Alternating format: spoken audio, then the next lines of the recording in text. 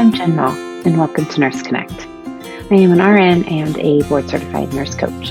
I believe that connecting with others is essential to living a happy and fulfilled life, and that sharing our stories not only helps us to heal ourselves, but also helps others by inspiring hope and optimism. I am so grateful to share stories of these incredible nurses on their journey, and I encourage you to find a way to share yours too. Thanks for listening in.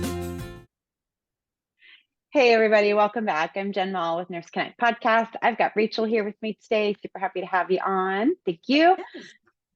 Why don't you go ahead and give us a little bit of background on you? Love to hear more about you. Sure. I've been a nurse since 2015, and I started out on a step-down unit taking care of cardiovascular patients, and I landed my dream job, so to speak, a few years later in the cath lab. And I say that because I just loved it so much. And when COVID hit, they stopped doing a lot of procedures. Mm-hmm. And so they gave us the option of like taking a leave or redeploying us, Right. kind of. And I decided at that point that I was going to take my two youngest out of daycare. I just found out I was pregnant with my third, and I was frankly just terrified. Nobody knew anything at that point. So I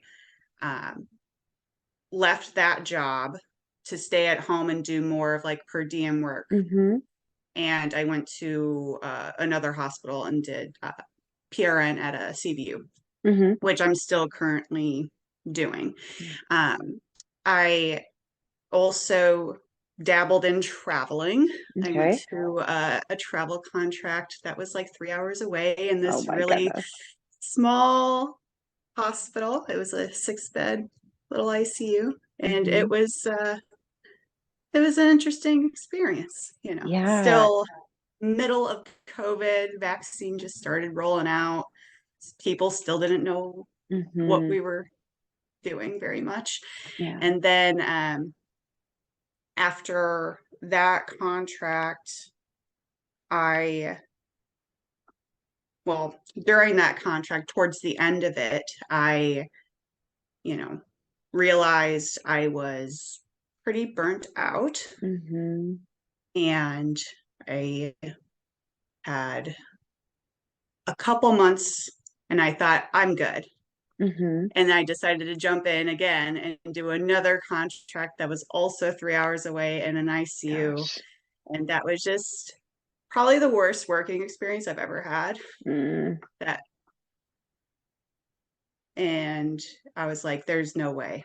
And I found out I was pregnant again.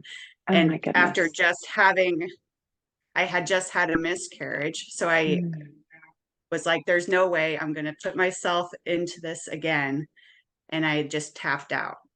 And luckily, I still had this PRN. So I'm like, I could show up once every 6 weeks. But I'm not really going to pick up anymore. And so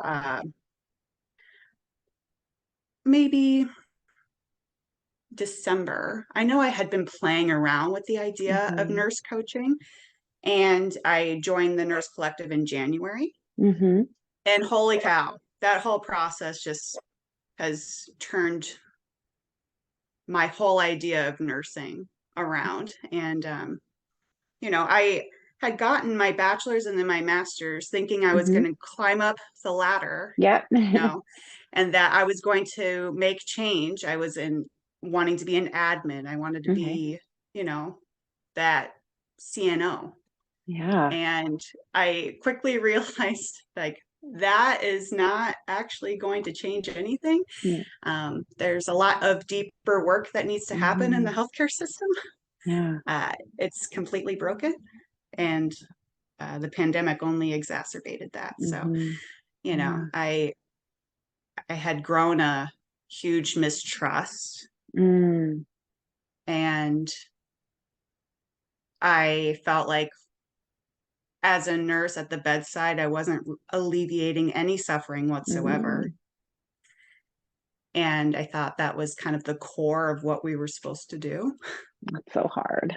And that it was partially also why I decided to have my third baby at home Oh, was wow. like, I didn't really trust going to the hospital. Oh, wow. That's hard. And I mean, let alone like all the restrictions at that Mm-hmm. time. So Mm-hmm. you couldn't like hold your baby after, or, like it was just so many unknowns at that Yeah. time that my husband and I were like, and my husband's an ER nurse. So Okay. I feel like feeling pretty solid at that. Yeah. Like I had the proper support. Yeah. Yeah. Um, but that whole experience of traveling.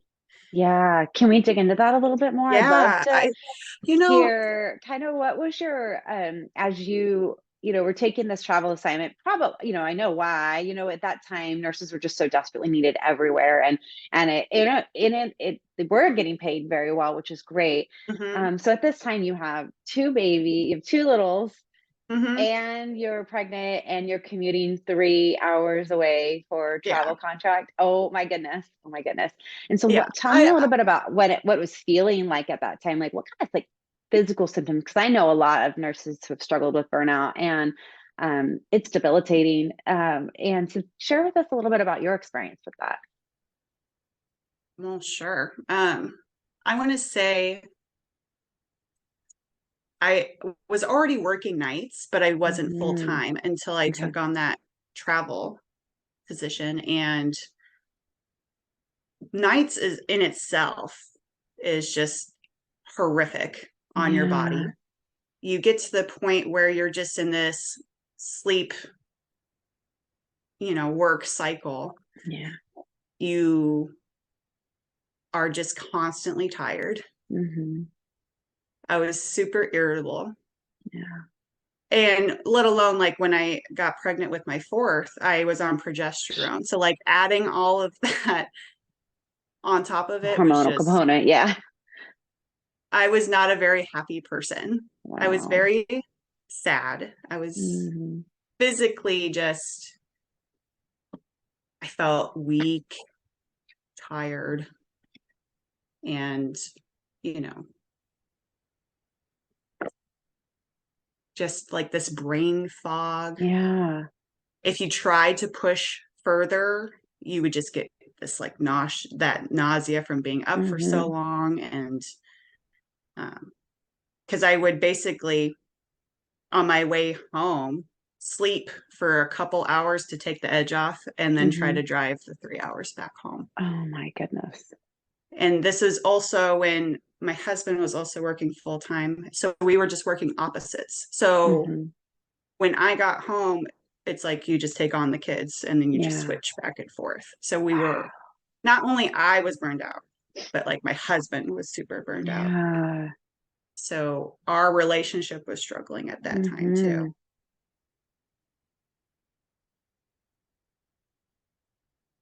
Hmm. That's Mm, so hard. yeah, I know. It Yeah. it was I liked where I worked. I Hmm. liked the people that I worked with. And I really realized that the people in that particular unit, like they were bombarded with COVID from a prison that came, Hmm. Mm. it just swept through there. So they just Yeah. got all of it.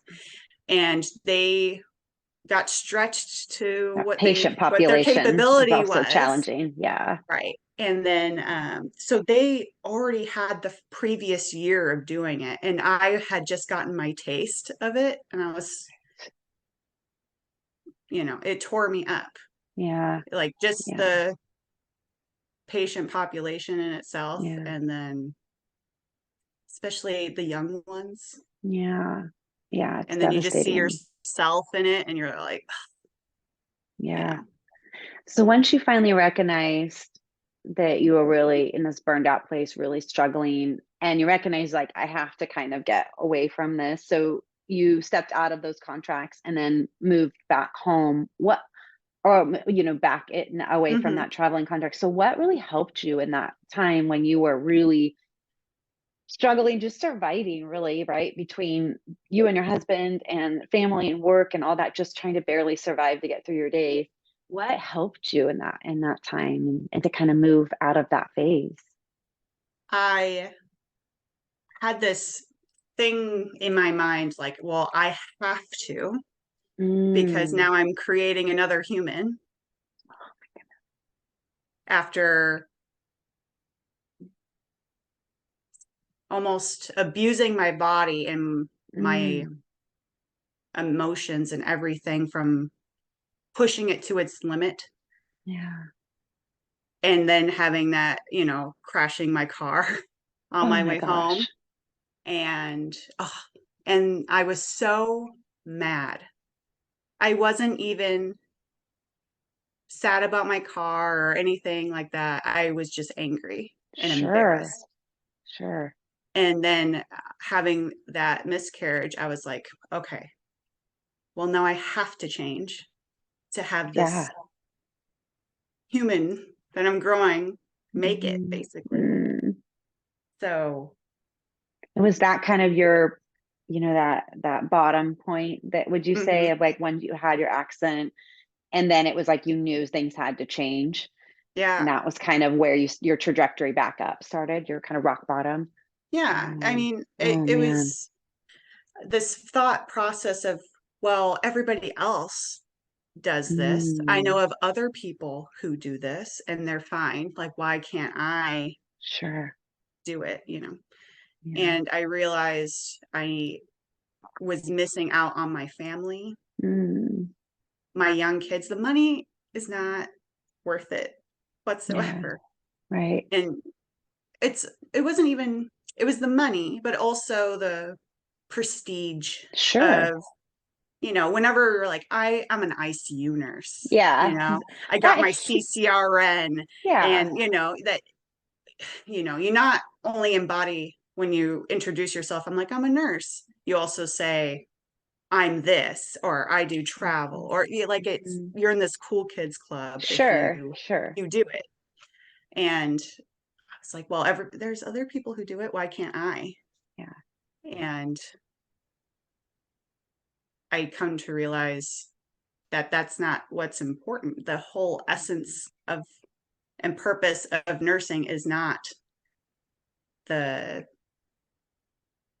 letters behind your Mhm. name. It's not where you work. It's how you serve your people. And I was at the point where I wasn't being able to serve anyone, Mm. even myself. So stepping away from it all and giving it time and space. And I had worked with a personal trainer too, Okay. Good. walk, just to walk in my backyard, just to Wow. get out of my house. Because I was at the point where first trimester on progesterone, I didn't want to do anything. Exhausted. Yeah. Yeah. And just doing those little things every Hmm. day. And then it started getting better. And then I started making better food choices because I didn't have to eat out all the time because Yeah. I was in a hotel room. And then I really saw my kids, Mm. you know, and you get this newfound purpose of being a mother and a nurturer. Hmm. And I think that's why a lot of women are called to nursing as well. It's Sure. that that nurturing and serving and purpose Yeah. and giving people dignity. Yeah. Absolutely. Yeah. I I love felt those that. a couple of, oh, I'm sorry. Go ahead. Go ahead. No, go ahead. I was just gonna say I love how you shared just those kind of little actionable steps. It's like when you're in a deep dark place. I've been burned out, depressed, and myself had a lot of anxiety. And in retrospect, I didn't know how to fix all of that, but just taking those little steps like you did, it's like, let's just start with walking. Like, let's Mm-hmm. just move our bodies. Let's get outside in nature. Okay, let's add another thing once that's solid. But it's those little tiny steps that start to get you out of that place. It doesn't have to be these big grand things, because sometimes that's too overwhelming to start with. So just these little steps can start bringing you towards that next part of your journey.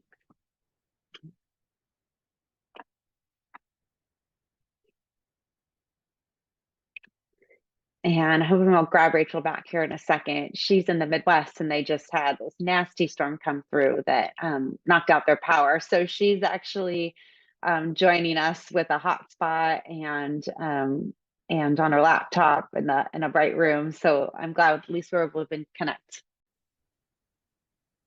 Okay, so as I mentioned, Rachel is joining us, power out at her house, internet challenges, but it's okay. We're going to make it work. So, but what we were just chatting about was about you just kind of coming out of your dark period and taking those little steps, getting outside and walking and making better food choices, taking some time off of working to really reconnect with your kiddos and your husband, and just starting your journey to better well-being in general. So what else helped you in that time as you're kind of making that transition? Because what time frame is this now?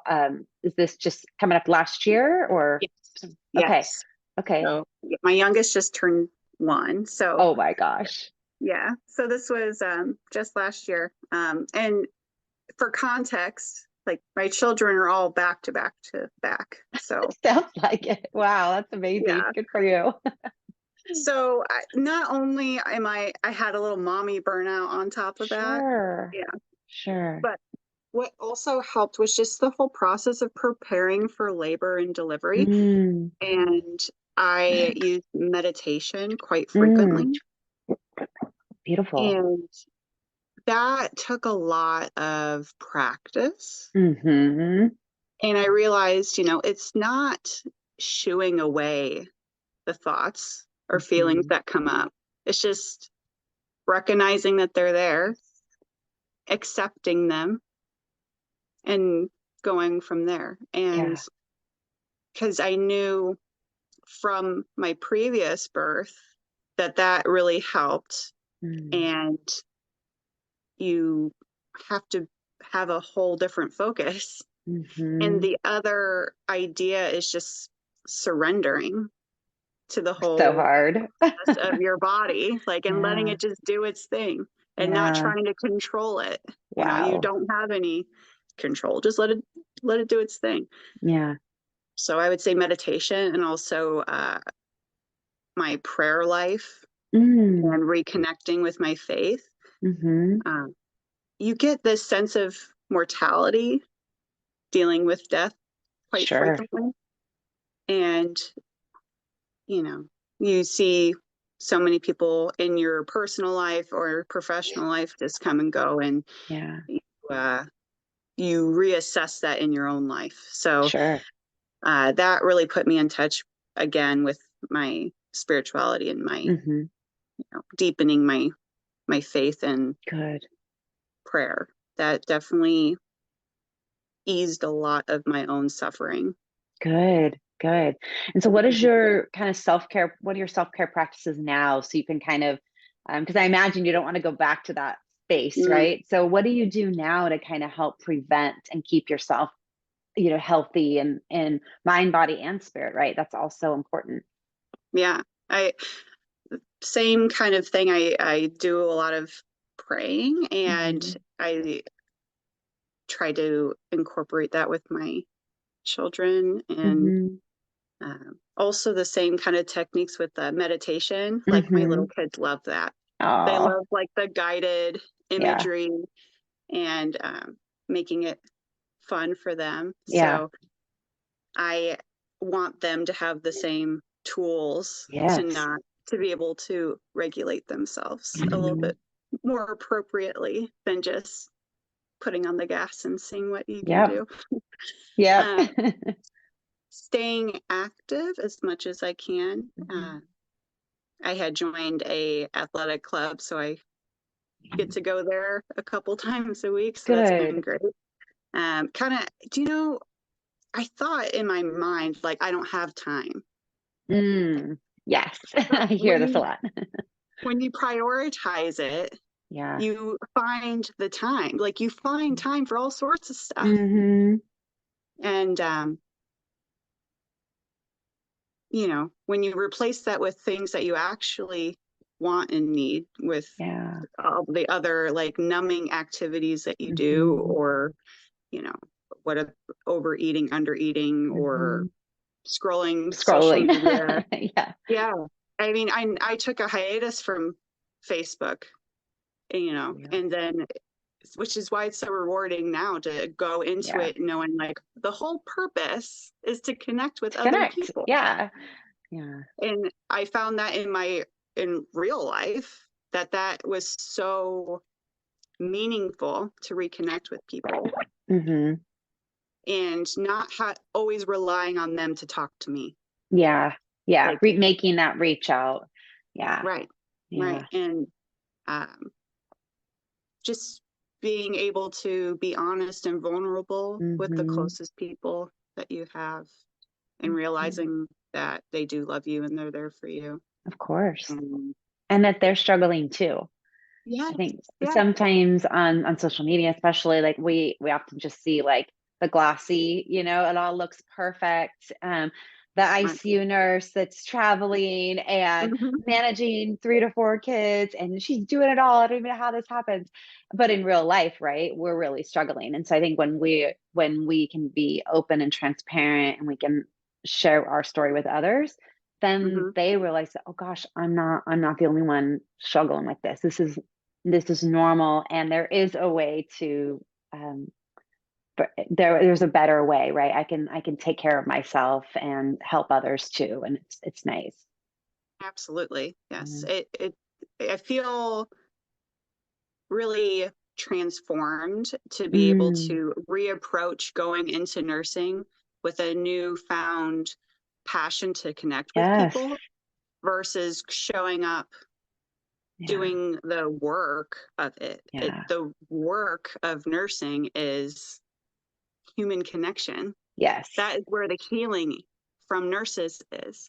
It's It's beautiful. not administering that medicine or, you know, it's being there. Yeah. I always brushed that off when I was a younger nurse. Hmm. You go and try to check all the boxes and Sure. see how fast you can get through your work Yeah. so that you can sit down and chart Yeah. versus, you know, being that therapeutic vessel. Yeah. Which is probably the reason most of us went into nursing, because we feel Right. so pulled strongly to nurturing and caretaking and being there with others. But the reality is that nursing is very much a task oriented job, and you can really Mm-hmm. get sucked into that and pulled away from the why behind it.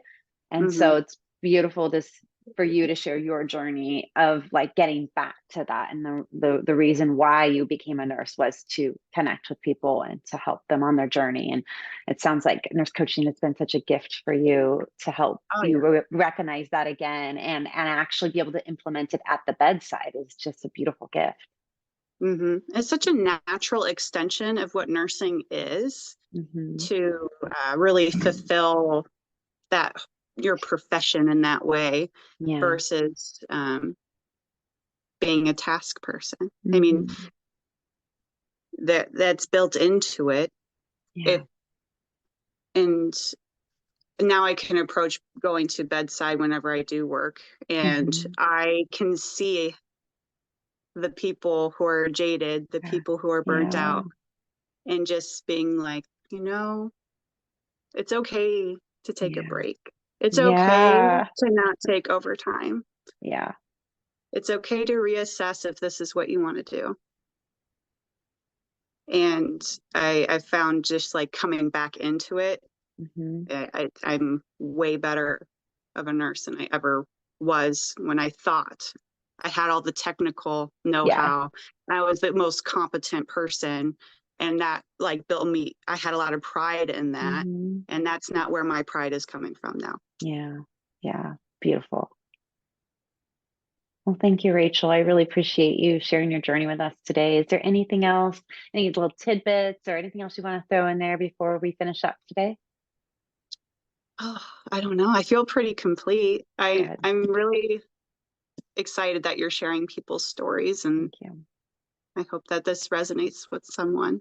Yeah, I know it will. I truly believe that these messages, hope and inspiration and hard times and finding your way out of the dark. I know that they'll connect with the right people, and give them that hope that there is light on their journey. And so thank you for taking the time and energy and creativity and resourcefulness to make this happen today. Yes, I'm thank you for your patience. Of course. Of course. All right. Thanks, everybody. We'll see you next time.